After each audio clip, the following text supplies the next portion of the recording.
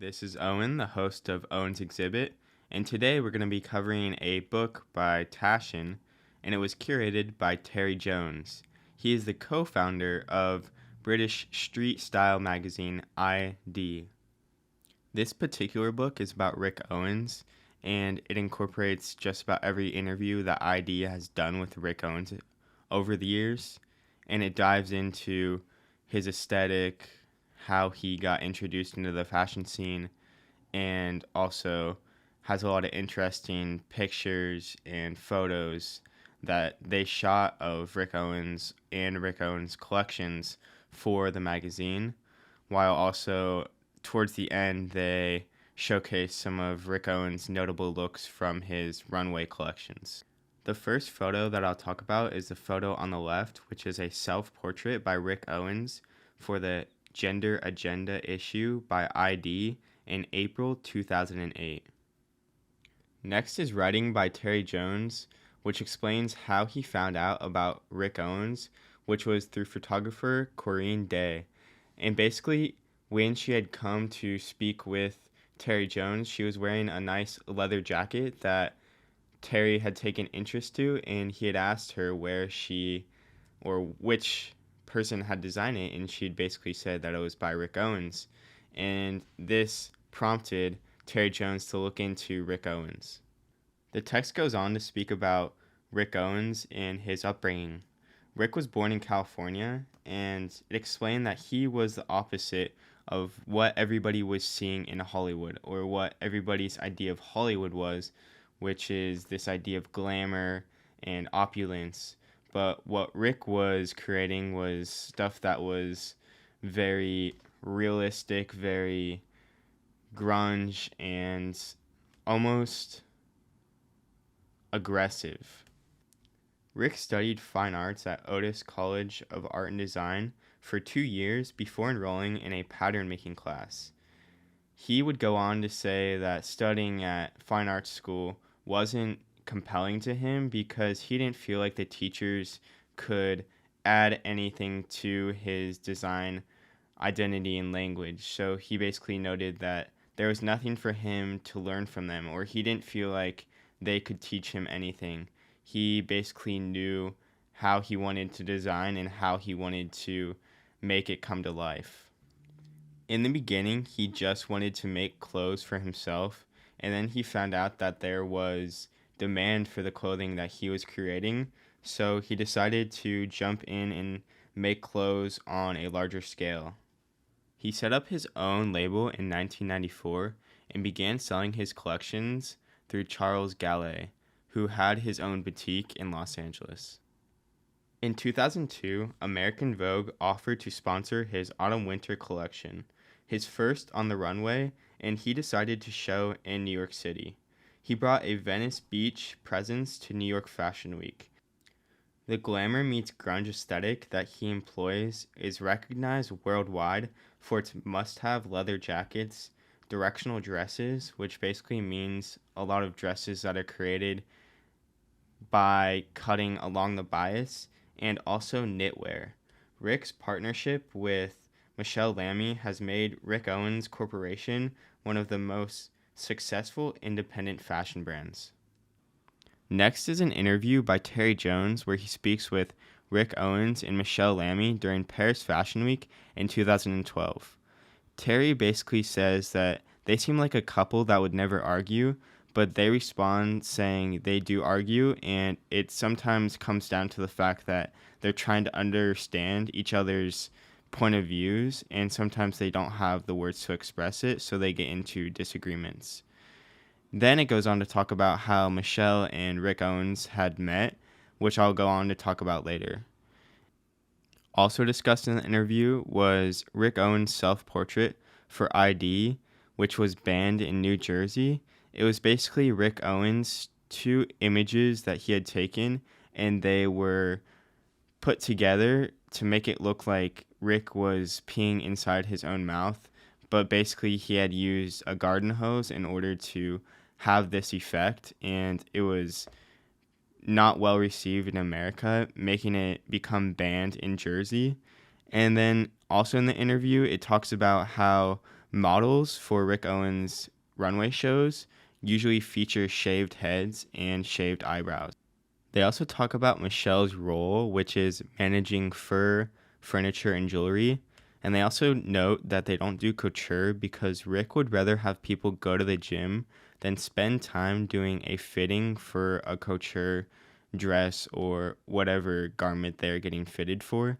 Noting that it is better to go work out and feel better about your body and your physical appearance by working out and trying to alter your appearance by doing physical work.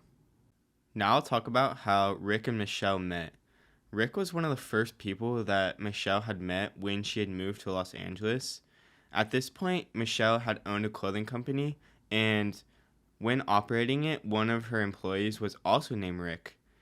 And she wanted Rick to work on the menswear line, but Rick stated that he couldn't do the menswear line without the help of Rick Owens. So Rick Owens took an interview with Michèle Lamy and was able to show his abilities, and she brought him on to design the menswear. To speak more about Michèle, she was running one of LA's coolest nocturnal hangouts, the Café des Artistes. Soon after, she had opened another restaurant, Les Deux Cafés, which quickly turned into the city's hottest night spot with regulars like Bill Murray, Heath Ledger, and Nicole Kidman. These days, Rick and Michèle still run a fantastic monthly party called the Spotlight Club in Paris. Next is text by Ben Reardon for ID's Head, Shoulders, Knees, and Toes issue during summer 2010. He talks about the fact that Rick Owens' appearance may be intimidating at first, but he has this charm that's personified. Once you are able to speak with him and understand how he operates, you really see that he is this charismatic and very down-to-earth person. Then he goes on to talk about how entering his Atelier is this space that's very open and empty, and there's Rick Owens clones walking around, basically people just wearing his clothes, and his space isn't really filled out with a lot of artifacts, as opposed to Michèle Lamy's office, which is on the third floor, so Rick's office is on the first floor, and in Michèle's office, there's a lot of artifacts and a lot of interesting physical things that she has in her space. Next, Ben goes on to talk about how Rick plays with proportions by enlarging shoulders, making the feet swollen, and extending the arms. He also notes that a lot of celebrities have gone on to wear Rick's clothing, like Jennifer Aniston and Lindsay Lohan. Also covered in the article is the fact that Rick accepts that he made a lot of mistakes once moving to Paris, saying that he was taking advice from a lot of people in the fashion industry, and that didn't work out for him because he always stayed true to his vision and his journey, but he decided to accept their advice and use it because he saw that these were people that were successful in fashion and they were people that were credible.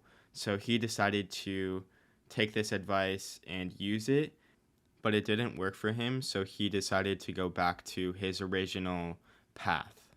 Just some interesting information also covered in this article was Rick Owens' diet, basically noting that every day he gets up, he goes to the gym around 12 p.m. and works out, and then towards the end of the day, he eats dinner at 9:30 p.m., and notes that he goes to a lot of the restaurants in his local neighborhood, ordering usually a cheeseburger and also eating a sundae. He always says that a sundae is part of his normal routine, and that's his diet. Next is text by Holly Shackleton in 2008, and notable points from that text are a quote by Rick which states, "I design clothes for someone who has experienced a lot and has satisfied a lot of appetites. Someone who's past experimenting, who's been there and done it. It's very autobiographical." Also covered in the text was an explanation of how Rick Owens' label took off in 2003 when he signed a distribution deal internationally, and also at that point, he decided to move to Paris. Lastly, another point from the interview was the fact that he releases 5 collections a year, which is the menswear, the women's wear, and then a pre-collection women's wear diffusion line called Lilies, and a denim collection, Dark Shadow, and also the Furniture collection. The last interview covered in this book was one by Joanne Furness in 2002, which she met up with Rick Owens and saw that he was waiting the arrival of 2 elephant skull heads, and she noted how unordinary that was, but those were for him to put in his office space and make it more filled out and just something he was intrigued by.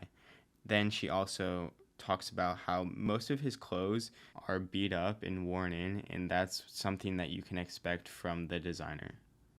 Last thing that I wanted to note was something about Michèle and Rick's relationship, which is Rick acts in a way that is very pessimistic, while Michèle always tries to be optimistic about things, saying that she looks at what's in front of her and she believes that tomorrow is going to be an even better day, while Rick really tries to think about what's the worst thing that can happen. So in the relationship, Michèle acts as somebody who encourages Rick to go outside of the box, think outside of the box, and really push himself to be innovative and not just stay in the confines of his aesthetic. That's all for this episode, so I hope you learned something new, and if you're not already, follow the podcast on Instagram at owens.exhibit. This is Owen, signing off.